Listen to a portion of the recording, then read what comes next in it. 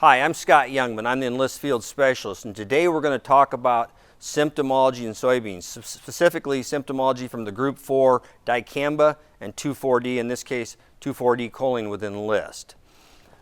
Two things we see in the field when we look at two examples here, and that is leaf strapping, characteristic of 2,4-D symptomology, and leaf cupping, characteristic of dicamba. And in fact, we do know both of these to be true, but the confusion starts when the fact that is dicamba can strap as well. So let's look at some more pictures.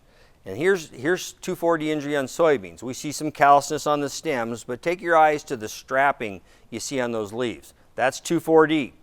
And it's really only going to show up on the leaves that were impacted by the spray. It's going to show up a little quicker than dicamba, probably in a week, and you won't see it on new nodes of growth. Dicamba, kind of the opposite. It's going to take a little bit longer to show up, 10 to 14 days. It's going to cup leaves, it's going to strap leaves, and it'll continue to affect new nodes depending on the severity of drift onto the plants. So this is where the confusion comes in, folks, is the fact that you see in this picture, lower right and lower middle, is you see strapping. Strapping doesn't mean it's 2,4-D. That's the key message coming out of it. And in fact, when we consider that dicamba being a pretty volatile product and soybeans being extremely sensitive to dicamba, we get strapping in soybeans. It's a very good chance it's dicamba.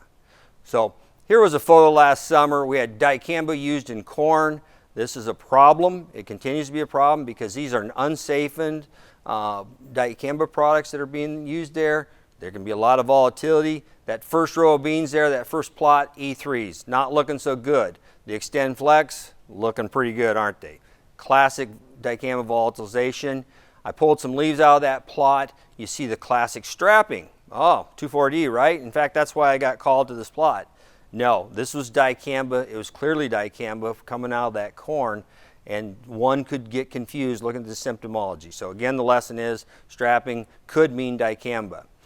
Group 15 is another point of confusion for some people, and that is the acetochlors, the metolachlors, when they're used post-emergence. In our case, we love to use Ever-Pre-X. You can sometimes see this very cosmetic, what I call kind of a narfed up soybean leaf, rumpled up. Don't let that confuse you from a classic cup or a strapped soybean leaf. Finally, I wanted to show you some data to back up what I was suggesting about volatility and soybean tolerance. This is the chart on the left. I want you to go to the blue and graph bars on the left here, and I want you to see that soybeans are 23 times more tolerant to 2,4-D than they are dicamba. That's what that chart's telling you. They have some tolerance to 2,4-D, whereas soybeans are extremely sensible to dicamba. In fact, are the most sensitive crop there really is out there to dicamba.